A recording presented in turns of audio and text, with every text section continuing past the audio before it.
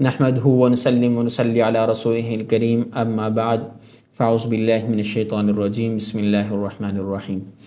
امید ہے کہ آپ صحت و سلامتی کے ساتھ ایمان کی بہترین حالت پر ہوں گے۔ آج ایک بار پھر تفسیر کے لیکچر میں آپ سے ملاقات ہو رہی ہے۔ آج کا جو لیکچر ہے وہ سورۃ القریش کی ہے۔ پچھلا لیکچر سورۃ الفیل کا تھا۔ اگر آپ نے وہ لیکچر نہیں دیکھا تو یہاں پہ آئیکن کا بٹن شو ہو رہا ہے، یہاں پہ جا کے آپ دیکھ سکتے ہیں۔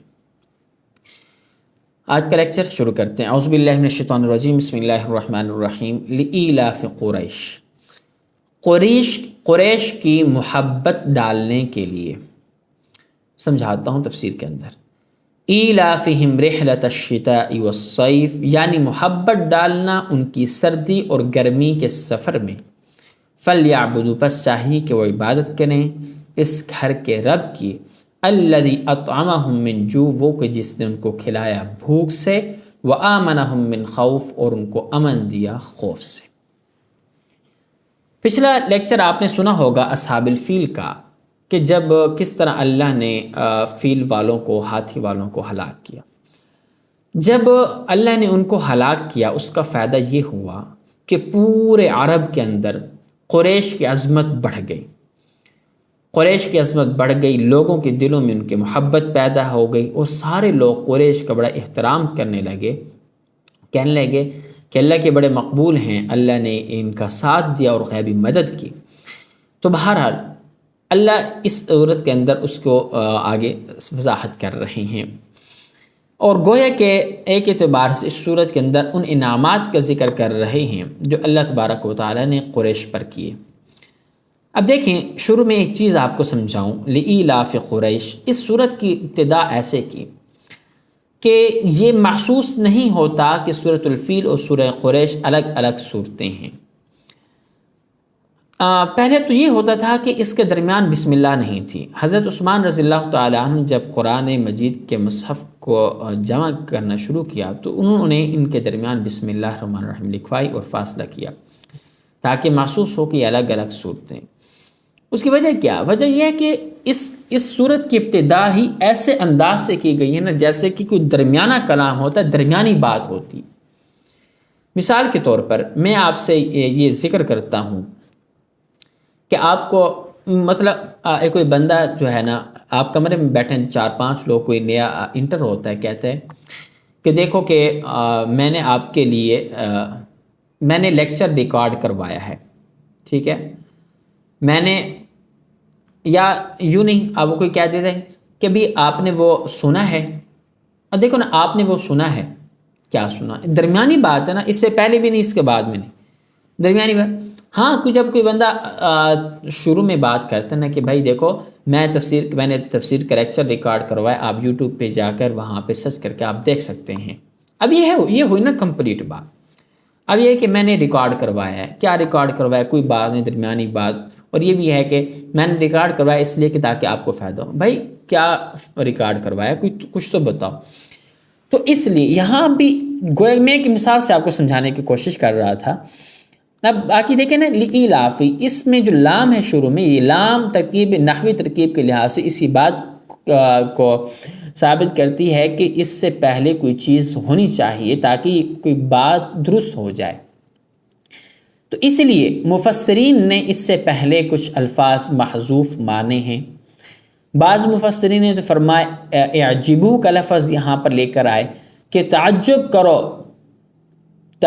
کرو، مطلب اس کس سے؟ اس تعجب کرو اس بات سے کہ وہ جو اللہ نے فیل والوں کو جو ہلاک کیا، ہاتھی والوں کو، کس لیے؟ لإیلاف قریش کی محبت کے لیے، ٹھیک ہے۔ اور کچھ نے اس طرح تھوڑا سا بڑا کلمہ لے کر آئے، کچھ کہتے ہیں کہ ہلاک کیا، انا اہلکنا الفیلا، مطلب ہم اصحاب الفیلا، کہ ہم نے ہلاک کیا اصحاب فیل کو۔ کچھ انا اہلکنا اصحاب الفیلا، کچھ یہ محذوف مانتے کہ بے شک ہم نے ہلاک کیا اصحاب فیل کو لإیلاف قریش، تاکہ قریش کی محبت کے لیے، کچھ یہ محذوف مانتے۔ بہرحال خلاصہ کلام یہ ہے کہ پچھلی صورت کے ساتھ اس صورت کے ساتھ بڑا گہرا تعلق ہے، کہ پیچھے جو واقعہ ہوا اللہ تبارک و تعالیٰ نے قریش کی محبت ڈالنے کے لیے ایسا کیا۔ اور اس آیت سے یہ بھی ثابت ہو گیا کہ پورے عرب میں قریش سب سے زیادہ محبوب تھے اور بڑے مقبول لوگ تھے قریش۔ یہی وجہ ہے کہ اولیاء اللہ اور صحابہ میں سے بڑے بڑے کبار صحابہ اکثر قریش میں سے ہی تھے، اور یہ کیوں نہ مقبول ہوں، اس لیے کہ یہ اولاد اسماعیل میں سے ہیں، اور پھر اسی سے حضور صلی اللہ علیہ وسلم ہے، ٹھیک ہے۔ تو اور چونکہ آپ صلی اللہ، ایک حدیث ہے مجھے غالباً یاد کچھ اس طرح سے آ رہی ہے کہ آپ صلی اللہ علیہ وسلم نے فرمایا کہ اللہ نے اولاد اسماعیل سے کنانہ کو، اور کنانہ میں سے قریش کو، اور قریش میں سے بنو ہاشم کو، اور بنو ہاشم میں سے مجھ کو منتخب کیا۔ تو بہرحال یہ رسول اللہ صلی اللہ علیہ وسلم کی ایک حدیث ہے۔ ایک دوسری حدیث میں آپ صلی اللہ علیہ وسلم نے ارشاد فرمایا کہ تمام آدمی خیر و شر میں قریش کے تابع ہیں۔ بہرحال اس صورت سے قریش کی عظمت معلوم ہوتی ہے۔ آگے فرمایا ایلافہم رحلۃ الشتاء والصیف، کہ یہ بھی اسی گزشتہ صورت کی تفسیر ہے، اور اسی اصحاب الفیل کی ہلاکت کی وجہ سے قریش کے وہ دو سفر جو گرمی اور سردی میں ہوا کرتے تھے آسان ہو گئے، اب بلا کسی خوف و خطر کے وہ وہاں جا سکتے تھے۔ کون سے دو سفر؟ قریش چونکہ ان کی تجارت کا دار و مدار دو تجارتی قافلوں پر ہوتا تھا، ایک سردی میں اور ایک گرمی میں۔ گرمی کا ان کا جو سفر ہوتا تھا ملک شام کی طرف ہوتا تھا، اور سردی میں جو ان کا تجارتی قافلے کا جو سفر ہوتا تھا وہ یمن کی طرف ہوتا تھا۔ اللہ نے فرمایا تاکہ ان کے جو سردی اور گرمی کا جو سفر ہے وہ آسان ہو جائے، مامون و محفوظ ہو جائے۔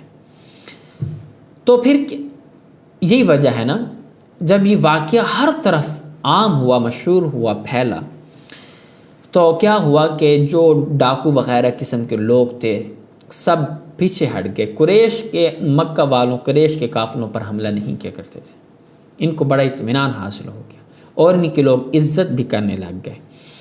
اور پھر یہ بھی بات ہے کہ اللہ نے ان کے پھر مزید ان پر انعام یہ کیا کہ یہ جو لوگ ہیں نا، اللہ نے ان کو ان دو سفروں سے بھی بچا لیا۔ وہ کیسے کہ یمن وغیرہ کے جو اس کے قریب کے علاقے تھے، وہاں پہ جو سرسبز و شاداب علاقے تھے وہاں پر اللہ نے فراوانی کر دی۔ جب وہاں فراوانی ہوئی تو انہوں نے اپنی ضرورت سے زائد جو سامان تھا وہ جدہ میں لے کے آنا شروع ہو گئے، اور جدہ میں منڈی لگتی تھی، پھر یہاں سے پھر یہ مکہ والے اور ادھر ادھر والے یہاں سے تجارت کرتے تھے، یہاں سے خریداری کرتے تھے۔ تو مطلب اللہ نے پھر ان کو ان دو سفروں سے بھی محفوظ فرما لیا۔ مطلب یہ ہے کہ پھر ان کو بھی سفر کرنے کی، یہاں سے ان دو سفر کرنے کی بھی ضرورت نہیں پڑی۔ اور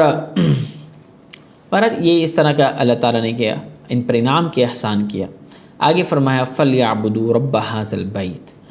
انعامات کے ذکر کرنے کے بعد اللہ تعالیٰ ان کا شکر ادا کرنے کے لیے قریش کو خصوصی خطاب کے ساتھ یہ ہدایت فرمائے کہ جس بیت اللہ کی وجہ سے پوری دنیا میں تمہاری عزت، شان و عظمت بڑھ گئی ہے، وہ اسی بیت اللہ کی وجہ سے ہے، اور اسی بیت اللہ کا جو مالک ہے رب ہے، پھر تم اسی کی عبادت کیا کرو اور اسی کے سامنے سر جھکایا کرو، اور اس کے علاوہ کسی کے سامنے مت جھکا کرو، ٹھیک ہے۔ اور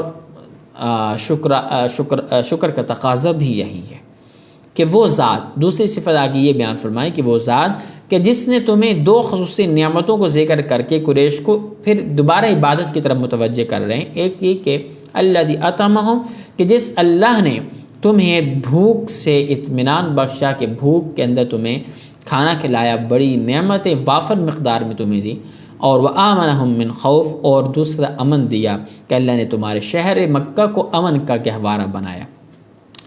کوئی شخص بھی یہاں قتل و فساد اور قتل کے تال کی جرت نہیں کر سکتا، اور پرسکون خوش عیش زندگی گزارنے کے لیے دونوں چیزیں بڑی ضرورت ہوتی ہیں۔ اس آیت سے یہ بھی معلوم ہوا کہ جو شخص اللہ کی عبادت کرے گا اللہ اس کو دونوں نعمتوں سے نوازیں گے، اگر انحراف کرے گا تو رزق اور امن دونوں سلب کر لیے جائیں گے۔